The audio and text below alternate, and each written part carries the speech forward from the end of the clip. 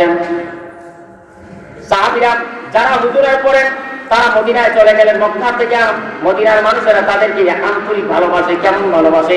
তারা বলছে, ভাই আপনারা তো মক্কার জমিনে আপনাদের স্ত্রী ছিল, আপনারা তো স্ত্রী পুত্র সব রেখে আসেন আমাদের এখানে।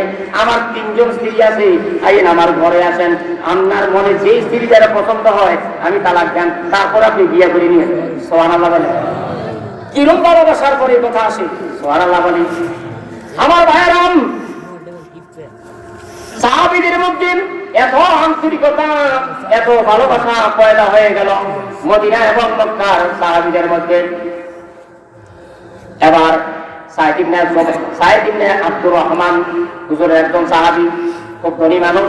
সাইদ ইবনে আব্দুর রহমান আর সাহাবা আনসারী, তিনি গরিব মানুষ ছিলেন। তারা একত্রে এত ভালোবাসা হইল, সাইদ ইবনে আব্দুর রহমান বললেন, সালামারে আমাদের ঘরের মধ্যে কিছু পানি উঠাই দিতে হবে, কিছু লাঠি এনে দিতে হবে। এই কাজ তুমি পারবা? বলে হ্যাঁ পারবো। গরিব মানুষ, আইনা দেবে। ঠিক আছে, তুমি আইনা দিও, আমাদের ঘরের জন্য পানি উঠাই দিও পুকুর থেকে, আর লাঠি এনে দিও। সুবহানাল্লাহ বলে। দেখেন ঘটনা কি মজার ঘটনা। ওই দিক দিয়ে আমার ভাইরাম, আল্লাহর নবীর কাছে খবর আসলো, ইয়া রাসূলুল্লাহ, ইয়া হাবিবাল্লাহ, রোম সম্রাট 3 লক্ষ থেকে 3.5 লক্ষ সৈন্য পাঠাইছে তাবুকের যুদ্ধে। তাবুক নামক স্থানের মধ্যে 3 লক্ষ থেকে 3.5 লক্ষ সৈন্য হাজির হয়ে গেছে। আল্লাহর হাবিব এই কথা শোনার পরে সাহাবায়ে কেরামদের ডাকানো আরম্ভ করলেন, সাহাবীরা তাড়াতাড়ি করে বসো। সবাই বসলেন। বসার পর হুজুর বললেন, কি করা যায়? রোম সম্রাট 3 লক্ষ 3.5 লক্ষ সৈন্য পাঠাইছে আমাদের সাথে যুদ্ধ করার জন্য, তোমরা কি বলো?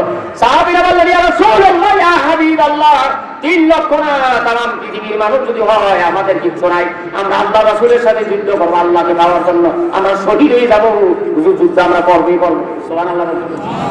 আমার ভাইরা, অল্প সময়ের মধ্যে 30,000 সাহাবী আল্লাহর হাবিব সংগ্রহ করলেন, তারা যুদ্ধ করবেন। সিদ্ধান্ত হয়ে গেল। আল্লাহর হাবিব বললেন, সাইদ ইবনে আব্দুর রহমান, তুমিও যুদ্ধের ময়দানে যাইতে হবে। 3 তারিখ হয়ে গেল, যাইবেন। এবার আব্দুর রহমানকে বললেন, সাইদ ইবনে আব্দুর রহমান হুজুর বললেন, তুমি যাও, বাড়িতে যাও, যাই কথা বলে আসো, তুমি যুদ্ধের মাঠে যাইতেছো। সুবহানাল্লাহ। আমার ভাইরা বাড়িতে গেলেন, যাই বললেন, রাসূল বলছে যুদ্ধের মাঠে যাও না, তাবুকের যুদ্ধে। আসতেছে। এখন আসার সময় কি কয় আব্দুর রহমান না, সাইদ ইবনে আব্দুর রহমান বললেন যে ওনার এই কর্মচারীকে, যে আমি চলে যাইতেছি যুদ্ধের ময়দানে, তুমি আমাদের ঘরে পানি আর লাঠি উঠাই দিও। জি দেবো। তার কাছে দায়িত্ব দিয়ে গেলেন, যুদ্ধের ময়দানে চলে গেলেন। আল্লাহর নবী যখন 30,000 সৈন্য নিয়ে রওনা হয়ে গেলেন তাবুকের যুদ্ধের দিকে, ওই দিক দিয়ে রোম সম্রাটের সৈনিকেরা শুনতে পাইছে মুহাম্মদুর রাসূলুল্লাহ 30,000 মুসলিম সৈন্য নিয়ে আসতেছে। তারা দৌড় জায়গা সাইডা একবার জন বসে গেছে। সুবহানাল্লাহ। মুসলমানরা 3 লক্ষ 3.5 লক্ষ সৈনিকের সাথে যুদ্ধ লাগছে না। সাহাবীরা রাসূলুল্লাহ নিজে ছিলেন, হুজুরের সাথে সাহাবীরা কাছে নাম সৈন্য পালাই গেছে। সুবহানাল্লাহ। সাহাবা আনসারী যুদ্ধের মাঠে যখন চলে গেলেন, সাহাবা আনসারী বাড়িতে লাকড়ি আনে, পানি উঠে দেয়। হঠাৎ করে ইবলিস শয়তান করে, আজকে একটু সুযোগ মতো কাজ করি, সাহাবা আনসারী লোকে একটু কাজ করি। দেখেন উনি লাকড়ি আসতেছেন, এমন সময় দেখে বাড়ির দিকে, এখনো বাড়িতে ঢুকে না, বাড়ির সামনে দাঁড়াই দিচ্ছে। এক ঢুকেছে, এই সাহাবা, তুই তো সাইদ ইবনে আব্দুর রহমানের বাড়িতে কাজ করো, এই ওই ভিতর বাড়ি দিয়ে একটু নজর কর, দেখছেন কি দেখা যায়, খেয়াল করে দেখ তো কি দেখা যায়। সাহাবা আনসারী বলেন, ওই সুন্দরী কত এক মহিলা দাঁড়াই দিচ্ছে। সাইদ ইবনে আব্দুর রহমানের স্ত্রী বিশ্ব সুন্দরী ছিলেন, এত সুন্দরী।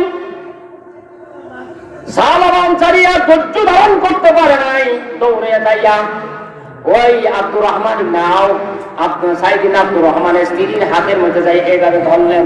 খেয়াল করেন, সাহাবী রাসূলুল্লাহ সাহাবী এইভাবে ধরলেন। ধরার সঙ্গে সঙ্গে সাইদ ইবনে আব্দুর রহমানের স্ত্রী ডাক দিয়া বললেন, সাহাবারে, এই জন্য তো আমার স্বামী তোমার বাড়িতে রেখে যায় নাই, তুমি কি আল্লাহকে ভয় করো না? এই কথা বলার পরে সাহাবা আনসারী নিচের দিকে তাকাইয়া চোখের পানি ছেড়ে দিলেন। এবার বাড়ির থেকে রওনা হয়ে গেলেন, আর কাজ করবো না, চলে গেছে। সুবহানাল্লাহ। সাহাবা আনসারী দৌড়ে বাড়ির দিকে আসলেন, চোখের পানিগুলো পড়তে চাই রে, আমি কি করলাম রে, কি করলাম। বাড়িতে এসে ওনার স্ত্রী নাই, ওনার ছেলে নাই, একটা মাত্র মেয়ে, মেয়েটার নাম খামসেনা। ডাক দিলেন, খামসেনা রে, ও মা, আমরা ঘরের মধ্যে ওই লোহার পরে আছে গো মা, ওই দুইটা লোহার পরে আমার দুই হাতের মধ্যে লাগা, আর দুই পায়ের মধ্যে দুইটা লোহার পরে লাগাই দে গো মা। চিন্তারা চিৎকার মেরে বলে, ও বাবা, আপনি কি গুনাহ করছেন যেই কারণে আপনার হাতের মধ্যে লোহার পরে লাগাইবেন, পায়ের মধ্যে লোহার পরে লাগাইবেন, বাবা কি গুনাহ করছেন? দেখেন সালামা ডাক দিয়া বলেন, মারে তুই শুনিস না, আমি যেই গুণে করছি না, যেই দিন পর্যন্ত আমার আল্লাহ আমার গুনাহ না মাফ করবেন ততদিন পর্যন্ত আর বাড়িতে ফিরে আসবো না। আমরা তো কোনো গুনাহ করছি, শুধু হাতটা করছি। আমার ভাইয়েরা, হাতের মধ্যে লোহার বেরি, পায়ের মধ্যে লোহার বেরি। সাহাবা আনসারী চিন্তা করলেন কার কাছে যাই, আবার চিন্তা কইরা বার করলেন আমি ওমরের কাছে যাই, আমার মনের কথা কয়েন, আল্লাহর কাছে তওবা কইরাম, আল্লাহ আমার মাফ করে দেয়। সুবহানাল্লাহ। সাহাবা আনসারী বলেন, আমি যখন দৌড়াইয়া ওমরের বাড়িতে চলে গেলাম, ওমর আমার দেখে হাসে, কি রে সাহাবা, এই অবস্থা কেন? সাহাবা কয়, ওমর রে, আমি গুনাহ করছি, আমি যদি তওবা করি আল্লাহ কি আমারে মাফ করবে কিনা রে ওমর? হযরত ওমর রাদিয়াল্লাহু তাআলা আনহু দেখে বলে, সাহাবা কোন গুনাহ করছো আমার শোনা। সাহাবা বলেন, সাইয়েদ আব্দুর রহমান আজকির হাতের মধ্যে আমি এমনি ধরছি, শুধু আমি ভুল করছি, এই ভুল না আমার আল্লাহ মাফ করবে। সুবহানাল্লাহ। আমার ভাইয়েরা, কত মদ খাইলেন, কত গাঁজা খাইলেন, কত সুদের টাকা খাইলেন, খাই না রেখো। পাত্র গেলে আলছে তো এরপরে না, সাতবার বাড়িছে আগে পাত্র আলছে তো গেলে আরেকবার লাইনটা তো কাট করে হারাই দিছে, এরকম হয়েছে না? আমার ভাইরা, আরে সুদের টাকা দিয়ে কত সুন্দর ঘর বানায়, এটা বন্যা রে, এটা জাহান্নামের আগুনের জায়গা বানাইছো, এত মজা দুনিয়া এখন। আমার ভাইরা, হযরত ওমর রাদিয়াল্লাহু তাআলা আনহু ডাক দিয়া বলেন, যা আমার বাড়ি থেকে বাহির হয়ে যা, আমার বাড়িতে তোর জায়গা নাই, আমার বাড়িতে তোর স্থান নাই, বাইরে হয়ে যাও। পরিপক্ষে কি কাজ করছ? সে দেশে যুদ্ধের মাঠে আর ওনার স্ত্রীর হাতের মধ্যে কি করছ? এবার সাহাবা আনসারী কান্দে আসছে, আর কার কাছে যান, আমার ওমর বাহির করে দিলেন, এখন আমি আর কার কাছে যাইতে পারি? চিন্তা করলেন, শেষে চিন্তা করা উনি মনে মনে চিন্তা করে দেখলেন আবু বকর রাদিয়াল্লাহু আনহুর কাছে যায়, নরম দিলের মানুষ। সুবহানাল্লাহ। কষ্ট হয় না? ডাক দিয়া বললেন, আবু বকরের মতো নরম দিলের মানুষ আরবের জমিনে, মদিনার জমিনে আর কেউ হয় নাই, ওনার কাছে যাই, আমার কথাটা বলি, আমি যদি তওবা করি আল্লাহ আমাকে মাফ করবেন কিনা। এবার দৌড়িয়া যাইয়া হযরতে আবু বকর রাদিয়াল্লাহু আনহুর বাড়িতে রওনা হয়ে গেলেন। যখন আবু বকর রাদিয়াল্লাহু আনহুর সামনে উনি দাঁড়াই গেলেন, হযরত আবু বকর নরম দিলের মানুষ দেখে হাসতে আরম্ভ করলেন, কি করে সালাবা, তোর হাতের মধ্যে লোহার বেরি লাগাইছো, পায়ের মধ্যে বেরি লাগাইছো, কি হইছে তো? কয়, আমি একটা বড় গুনাহ করে নিয়েছি, আমি যদি তওবা করি আল্লাহ কি মাফ করতো না? হযরত আবু বকর রাদিয়াল্লাহু আনহু চিন্তা করলেন কি গুনাহ জানি করছে, ডাক দিয়ে বললেন, রে সালাবা, কোন গুনাহ করছো আমার একটু শোনা। সাহাবা বললেন, সাইয়েদ আব্দুর রহমান যুদ্ধের মাঠে গেছে, ওনার স্ত্রী বাড়িতে রেখে গেছেন, আমি তাদের এবার কাজ করতাম, ওনার স্ত্রী এত সুন্দরী, আমি দেখিয়া দৌড়িয়ে যাই, ওনার হাতের মধ্যে শুধু এইভাবে দৌড়ছি। সুবহানাল্লাহ। হযরত আবু বকর সিদ্দিক রাদিয়াল্লাহু আনহু দেখে বলে, সাহাবা রে, এই মুহূর্তে আমার বাড়ি থেকে বাইরে হইয়া যা, এখানে তো স্থান নাই। বাইরে হয়ে দিলেন। সাহাবারা বললেন, আমি আর কার কাছে যাই? এবার চিন্তা করতে করতে এবার চিন্তা করলেন, বড় ধরনের চিন্তা, আমি আর কারো কাছে যাইব না, আমি রাহমাতাল লিল আলামিনের দরবারে, আমার রাসূলের দরবারে যাই হাজির হয়ে যাব। সুবহানাল্লাহ। যুদ্ধের মাঠ থেকে রাসূল আসছে, আসার পরে হুজুরের কাছে গেছে, হুজুরে মুচকি হাসে, সাহাবারা হাসরের মাঠে একটা সিনারি গাইতেছে তামার উপরে, তোদের হাতে পায়ে লোহার বেরি পড়েছে, ব্যাপার কি হয়েছে তো? সুবহানাল্লাহ। সাহাবা কান্দে, ইয়া রাসূলুল্লাহ, ইয়া হাবিবাল্লাহ, আমি একটা বড় গুনাহ করছি গো নবীজি, বড় গুনাহ করছি। আল্লাহর হাবিব ডাক দিলেন, কোন আকর্ষক, আমার একটু শোনা। সাহাবা আনসারী বললেন, হুজুর, আমি সাইদ ইবনে আব্দুর রহমানের স্ত্রী সুন্দরী ছিলেন, উনি যুদ্ধের মাঠে আপনার সাথে চলে গেছেন, ওনার ঘরে কাজ করতাম, ওনার সুন্দরী স্ত্রীর হাতের মধ্যে আমি এইভাবে শুধু ধরছি।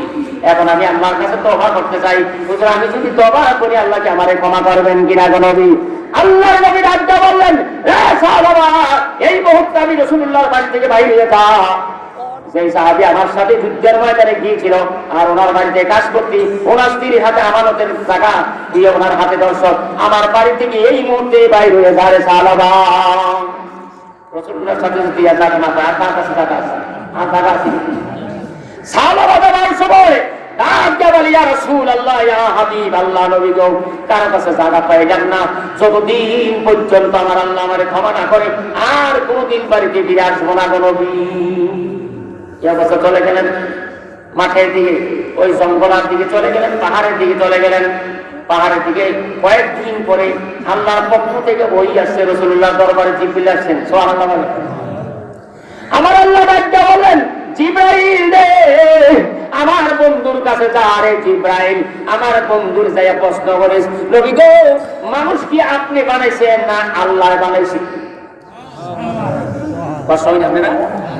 আমার ভাইরা, জিবরাইল এসে বললেন, রাসূল গো, আমি আপনাকে প্রশ্ন করতাম, আল্লাহ বলছি।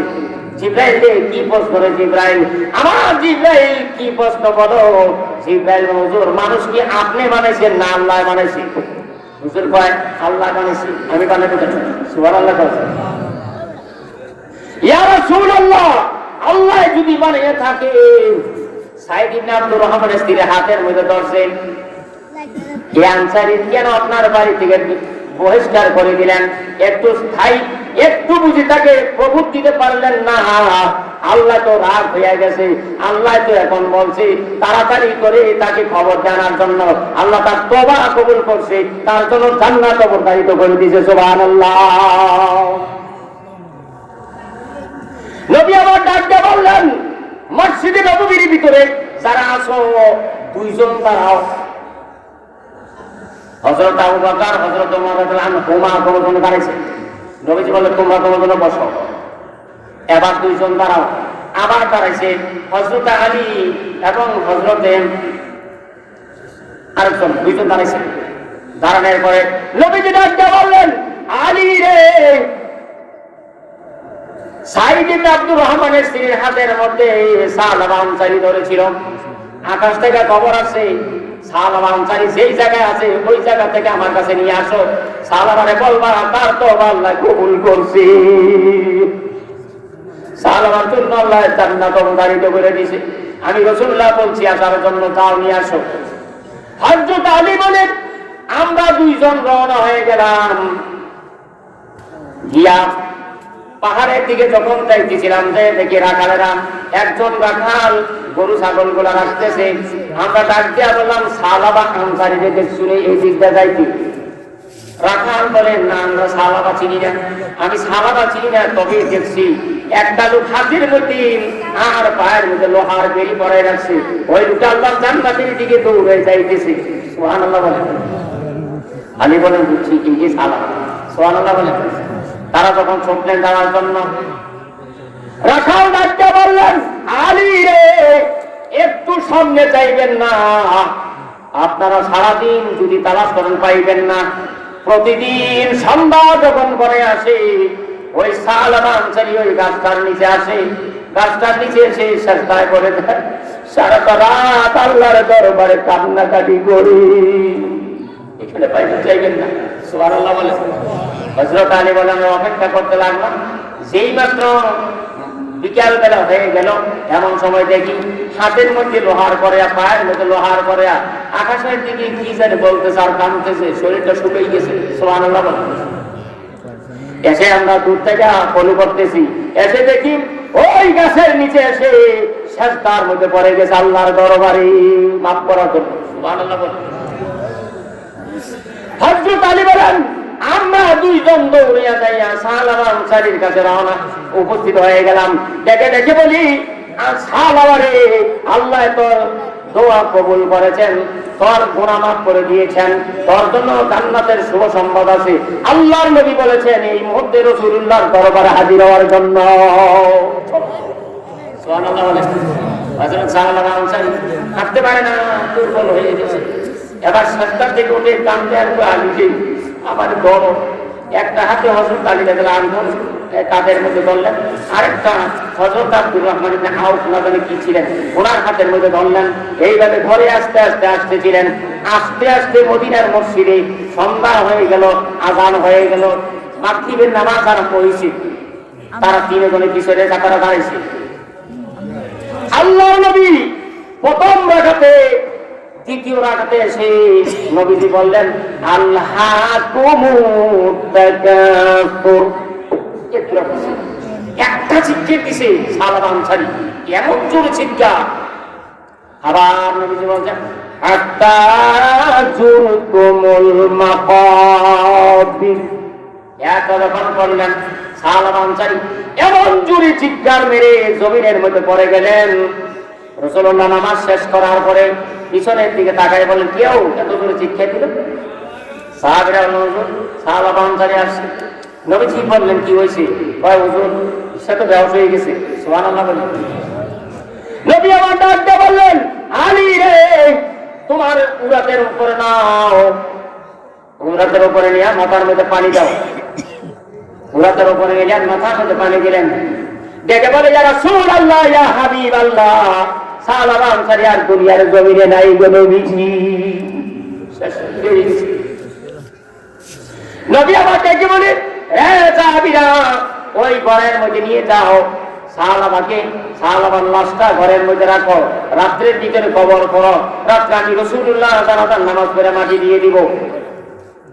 ঘরের মধ্যে যখন সাহাবা আনসারীর লাশটা যখন ঘরে নিলেন, এমন সময় সাহাবা আনসারীর মেয়ের কাছে খবরে গেল খামছি না রে, ও খামছে না, তোমার বাবা মারা গেছে।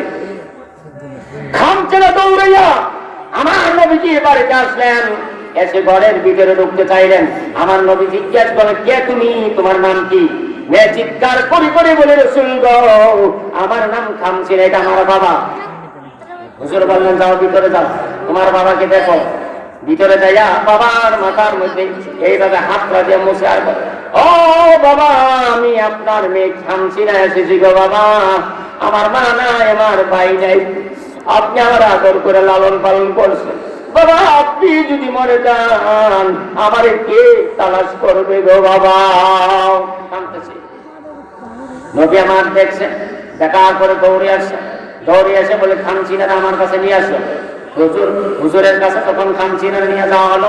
আল্লাহর নবী দেখে দেখে বলে খামচিনা আসুন, তোর আব্বার দুনিয়ার জমিনে নাই, আমি রাসূল যদি তোর বাবা হয়ে যায়, আর আমার আয়েশা যদি তোর মা হয়ে যায়, ফাতেমা যদি তোর বোন হয়ে যায়, তুই কি খুশি হস কিনা? খামচিনা দেখে বলে রাসূল গো আমি আমার বাবার জন্য কেঁদেছিলাম গো রাসূল, আমি কান্না বন্ধ করে দিলাম, আমার রাসূল যদি আমার আব্বা হয়ে যায় আমার আর মনের মধ্যে কোনো দুঃখ থাকবে না গো নবীজি। ছোট্ট একটা গোনা করছে, ছোট্ট সগীরা গুনাহ, বড় গোনা। আমার ভাইয়েরা এবার হুজুর বললেন তাড়াতাড়ি করে গোসল দাও। গোসল দেওয়া হয়ে গেল, কবর করা হয়ে গেল। আল্লাহর নবী বললেন এবার আমার সাহাবী তোমরা জানাজার খাটে নিয়ে যাও। জানাজার খাটে নিয়ে জানাজার মাঠে নিয়ে গেলেন। আল্লাহর নবী জানাজার মাঠে যাইতে যাইয়া পাও মুবারক দুটা এইভাবে আলগি দিয়ে হাঁটতেছেন। জানাজার নামাজ পড়লেন, পড়ার পর রাসূলুল্লাহ আগে আগে কবরের মধ্যে নামে গেলেন। সুবহানাল্লাহ। মাটি দেওয়া হলো। সাহাবায়ে কেরাম জিজ্ঞাসা করেন ইয়া রাসূলুল্লাহ ইয়া হাবিবাল্লাহ, নবীজি আজকে যে একটা অবস্থা দেখলাম জীবনে কোনোদিন এই অবস্থা দেখি নাই। নবীজি বলেন কি হয়েছে? আপনি যখন জানাজার নামাজ পড়তেছিলেন এমন সময় দেখছি আপনি এইভাবে দুইটা পাও মোবারক উঠেই রাখছেন, হাঁটতে আপনার কষ্ট হয়েছে। সুবহানাল্লাহ। নবীজি বলেন সাহাবীরা তোরা তো দেখোস না, আমি রাসূল দেখি। নবীজিকে আল্লাহ কুদরতি চোখ দিয়েছিলেন।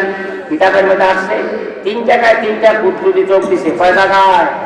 ডান বগলের ভিতরে একটা সরিষার মতন, বাম বগলের ভিতরে সরিষার মতন, আর এইখানে আপনার গর্দানের মধ্যে নবুয়তের মার্কা ছিল। সুবহানাল্লাহ বলেন, মোহরে নবুয়ত। এই 3 জায়গায় হুজুর বলছেন, ও সাহাবীরা, তোমরা যদি আমার সামনে থাকো রে সাহাবীরা, আমি যা দেখি তোমরা তো বুঝতে পারবে না। আমার আল্লাহ সামনেও দেখায়, পিছনেও দেখায়, আবার ডান দিকেও দেখায়, বাম দিকেও দেখায়। সুবহানাল্লাহ, সে কুদরত চোখ আমাকে আল্লাহ দিয়েছে। এবার সাহাবীরা বলেন, হুজুর এমন অবস্থা দেখি নাই, আপনি কেন এভাবে হাঁটেন? আল্লাহর নবী দেখে দেখে বলেন, সাহাবীরা রে, আমি দেখলাম সাহাবালা আনসারীর জানাজার মধ্যে আকাশ থেকে এত এত ফেরেশতা আসে, আমি রাসূল কদম রাখার মতো জায়গা পাই নাই। কত চুরি করি, কত অন্যায় করি, কত অপরাধ করি, একদিন তো তওবা করে দেব। ছোট্ট একটা সগীরা গোনা করে যদি এই আমল করতে পারে, আমরা কি আল্লাহর কাছে তওবা করতে পারি না? আমার ভাইয়েরা, রাত্র মনে অনেক হয়ে গেছে, আপনারা কষ্ট দেয় না। আমার ভাইয়েরা, একটু বলে যাই, নামাজ পড়বেন। নামাজ যদি পড়েন, আল্লাহ জান্নাত সরাসরি দিয়ে দিবে। সুবহানাল্লাহ বলেন। আল্লাহ সবচেয়ে বেশি পছন্দ করে নামাজ পড়া। কি করেন আল্লাহ? নামাজ পড়াকে পছন্দ করেন। আমার ভাইয়েরা, নামাজ যদি পড়েন, আল্লাহ খুশি হয়ে যাবেন। রাসূলুল্লাহ যুদ্ধের মাঠ থেকে আসতেছিলেন, সাথে ছিলেন হযরত আলী রাদিয়াল্লাহু তাআলা আনহু। ঘটনা করে শেষ করে দিয়ে শোনেন। হযরত আলী বলেন, যুদ্ধের ময়দান থেকে আসার পরে মরুদ্যানে গাছের নিচে আসরের নামাজের পর একটু রাসূল বললেন, আলী, আমি হাঁটতে পারি নাই, তুমি একটু বসো, আসন করে বসো, তোমার রোদের উপরে আমার মাথাটা রাখি, একটু বিশ্রাম করি। আল্লাহর হাবিব হযরত আলী রাদিয়াল্লাহু আনহু বসে গেলেন। আমার নবীজি হুজুরের মাথা মুবারক আলী রাদিয়াল্লাহু আনহু উরাতের উপর রাখলেন। হঠাৎ করে হুজুর ঘুমাই গেছে। সুবহানাল্লাহ বলেন। নবীজি ঘুমাই গেছে। এই দিকে আসর নামাজ হযরত আলী পড়ে নাই, রাদিয়াল্লাহু আনহু নবীজি পড়ে নাই। সূর্য লাল হয়ে যাইতেছে, লাল লাল হয়ে যাইতেছে। এমন সময় আলী দেখে রে, নবীজি এখনো ঘুমাইতেছে। হযরত আলী রাদিয়াল্লাহু আনহু চোখের পানি ছেড়ে ছেড়ে কাঁদতেছেন, আহারে, আমি তো নামাজ পড়তে পারি নাই, আমার রাসূল তো এখনো নামাজ পড়ে নাই, আমি কেমনে রে আমার রাসূলকে জাগরণ করি? রাসূলকে তো জাগরণ করতে হবে। সুবহানাল্লাহ বলেন। বেড়াতে রাত্রে রাসূল যখন জিবরিল আইসা হুজুরের পা মুবারক নিচে চাপছে জিব্বা দিয়ে, সুবহানাল্লাহ বলি। ছোট্ট কথা আমার ভাইয়েরা, যে আয়াতটা নিয়েছিলাম, আয়াতটা সংক্ষিপ্ত অর্থ করে দেয় আমার ভাইয়েরা। অর্থ হলে কি দেখেন, আসল মাঠে অবস্থাটা হলে কি এমন, আমরা তো অনেক সময় চিন্তা করি আমার ফুটে, আমার ঝি, আমার ভাই আমার জন্য অনেক কাজে আসবে। আল্লাহকে কেমন কাজে আসবে? আল্লাহ বলেছেন, আল্লাহ তাআলা বলেছেন, ইয়াউমা লা ইউগনি মাওলা আন মাওলা শাইয়্যা, বন্দারে, হাসরের মাঠে একজনই অপরজনের কোনো কাজে, এক ভাই এক ভাইয়ের কোনো কাজে আসবে না, ভাই বোনের কোনো কাজে আসবে না, বোন ভাইয়ের জন্য কোনো কাজে আসবে না, স্বামী স্ত্রীর জন্য কোনো কাজে আসবে না, স্ত্রী স্বামীর জন্য কোনো কাজে আসবে না। যার যার আমলে তারে আল্লাহ হাসরের মাঠে রাসূলুল্লাহ রাসূলায় সুপারিশে আল্লাহ পার করে দিবেন। সুবহানাল্লাহ। আল্লাহ কি বলেন? তোমার বন্ধু তোমার কিছু উপকার করতে আমল করতে, নামাজ পড়তে।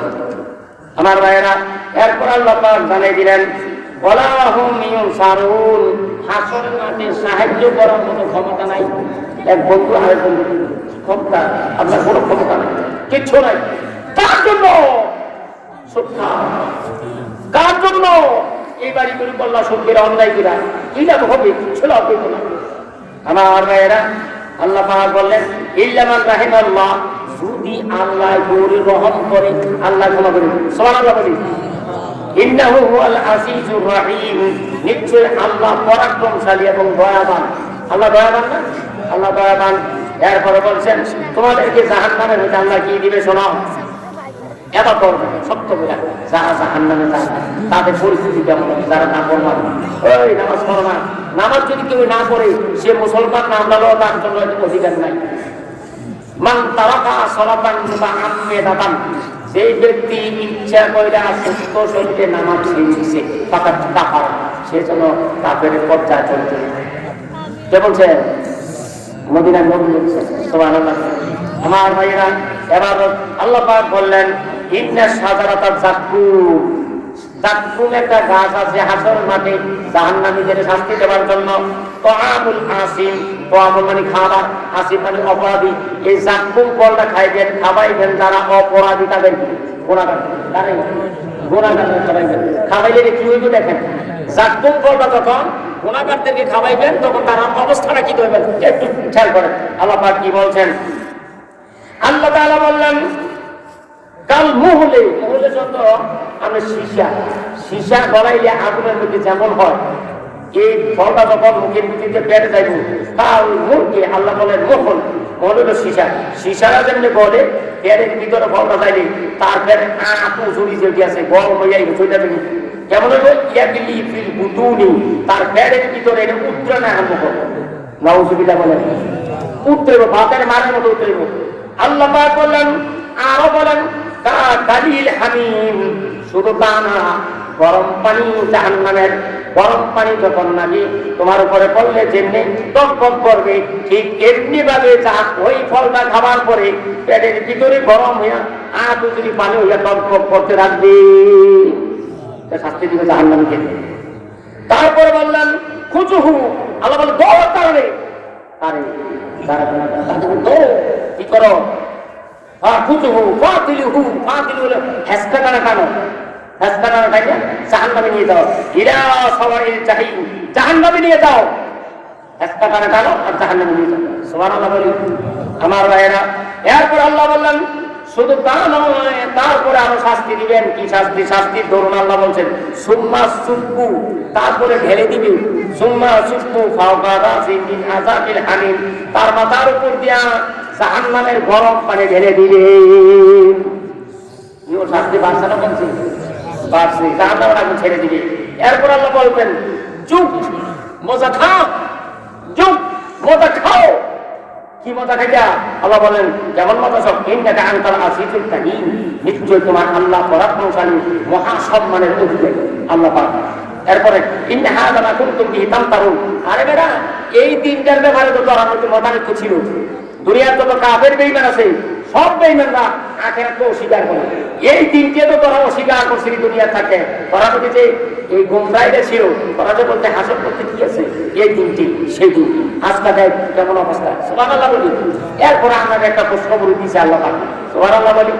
আমার আল্লাহ বললেন, এবার শেষ করতেছি, ইন্নাল মুত্তাকিনা ফি মাকামিন আমিন, আপনি যদি মুত্তাকি হইতে পারেন তাহলে আপনাকে নিরাপদ স্থানে আল্লাহ দিবেন, রাখবেন, হঠাৎ ব্যস্ত রাখবেন, কই রাখবেন। এখন মুত্তাকিদের ব্যাখ্যা আছে সূরা বাকারা প্রথম যে মুত্তাকিদের পাঁচটা বৈশিষ্ট্য কথা আল্লাহ বলছে, ওই যে দেখেন না, মুত্তাকি যদি হইতে পারেন, ফরজগার যদি হইতে পারেন, আল্লাহ যদি হইতে পারেন, তাহলে আল্লাহ আপনাকে জান্নাতে সুন্দর জায়গায় রাখবেন, শান্তিপূর্ণ জায়গায় রাখবেন। এরপর বলছেন খেয়াল করেন ফি মাকামিন আমিন, ফি জান্নাতি ওয়া উয়ুনিন, ফি জান্নাতি ওয়া উয়ুনিন, আল্লাহর বেহেশতের ভিতরে ঝর্ণা প্রবাহিত হবে, ওই ঝর্ণা আপনার সামনে থাকবে। সুবহানাল্লাহ। এরপর বলছেন ইয়ালবাসুনা, তোমাদেরকে কাপড় পরিধান করানো হবে, বেহেশতের কাপড়, মিন সুন্দুসিন, নরম রেশমি সুতার, ইস্তেবরাকিন রেশমি, নরম রেশমি সুতার কাপড় তোমাকে জান্নাতের ভিতরে পরাবেন। ও মুতাকাবিলিন, তোমার স্ত্রী আজকে তুমি নিজে পয়সা সামনাসামনি বসবা। সুবহানাল্লাহ বলি। আল্লাহর বেহেশতের মধ্যে খাটে আপনি আপনার স্ত্রীকে নিয়ে সামনে সামনে বসবেন, পয়সা কথা বলবেন, গল্প করবেন। সুবহানাল্লাহ।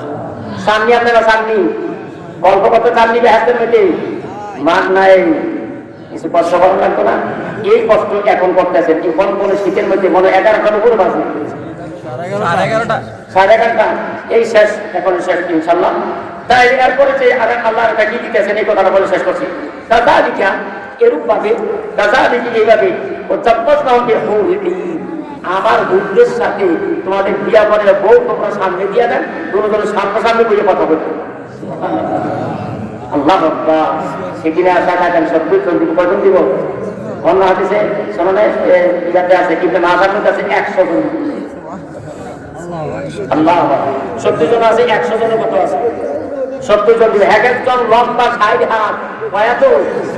এখন যদি 60 হাত মানুষ আমরা উত্তর দিকে এখন আসে, আমরা বলি কি মালাকুল মতো আর ব্যথা তো না থাকবি, আর থাকতো তো কেউ না, আমি তো রাজি। সুবহানাল্লাহ বলছেন না, সব 60 গজ লম্বা এক একটা মহিলা, আকাশের চাঁদের চেয়ে আরো সুন্দর।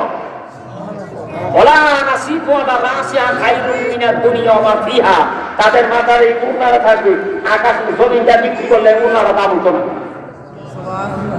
70 প্রকারের কাপড় ডিজাইনের চাদর নিয়ে আপনার খাতার উপর বিছে উঠে খাতার উপর বিছানোর পরে আল্লাহ বলবেন এবার খাতা তুমি বসো, সুবহানাল্লাহ। বসার পরে একটা মহিলা আগে আসবে, আল্লাহর জান্নাতি মহিলা, চোখটি অনেক বড় বড়, অনেক অনেক সুন্দরী সরুচি।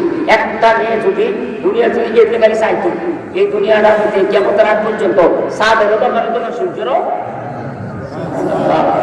এরকম মানুষ আধার লেগে রাখছে, ও খালি নামাজ পড়েন, শুধু নামাজ নামাজ পড়ে তার বড় হক খাই না। ও শুনেন, এই যে আমরা এই সবজি আমরা রেগুলার আছে, আমরা রেগুলার নাই, আমি জানি আমরা রেগুলার ইনশাল্লাহ খানা আল্লাহ খানা এই রামটা উঠা খাইয়া খবর হুড়গুড়ি মাঝি গাল বেশি মাই গেছেন। এরপরে শেষের দিকে তাই ইয়া তো হও না, এবার বলছেন তিনি নিয়ে বলছেন ওর খানা পিনা দরকার আছে ব্যস্তে, আল্লাহ বলছেন ইয়া তো হও না, ডাক দিবি ফিহা ব্যাসের মধ্যে কুল্লি ফাকিয়াতিন আমিন, ভাই এই সুন্দর সুন্দর ফলগুলো নিয়ে আসো, ফল নিয়ে আসো। আল্লাহ জান্নাতের মধ্যে কত রকমের ফল, জান্নাতের আয়াত যদি আরম্ভ করে আমরা বলবো এত আছে 233টা আয়াত পার করেছে জান্নাতের, সুবহানাল্লাহ। প্রায় 2 হাজার কাছাকাছি বেহেশতের কথা, কি দিবেন, কি ফল দিবেন, কেমনি দিবেন। জান্নাতে ঢুকছেন, ঢুকার সাথে সাথে আল্লাহ বলবেন এই ফেরেশতারা আমারই বান্দা কষ্ট করে বেহেশত পাইছে, আগে যাইয়া গ্যারেজ গরুর মাংস আর মাছের কলিজা বোনা করে রাখছে, আর রুটিটা নিয়ে তার খাবার আল্লাহ খাওয়াইবে, সুবহানাল্লাহ বলি আমার ভাইরা। এরপর বলছে শেষ কথা হলো দুনিয়ার মরণের মতন আর মরণ হবে না। আল্লাহ শেষ কথা হলো, এবার আজকে করার শেষ কথা লেগে গেছে যে সেখানে লাইয়া সুকুনা আর মজা খাওয়া লাগতো না। কিসের? ফিহাল মাউতা, মৌতের মজা। মৌতের মজা আছে, কষ্ট আছে না? মৌতের কষ্ট আছে, মৌত আর হতো না কোন সময় ইল্লাল মাউতাতাল উলা। দুনিয়াতে আগে মরছো, আল্লাহর বেহেশতে যাওয়ার পরে আর মরণ হইতো না। আল্লাহ যেন আমাদেরকে কবুল করে নেন, এই মাহফিলটা যেন আল্লাহ কবুল করে। আমরা বলি আমিন। একটু জ্ঞান করবো ইয়া নাবী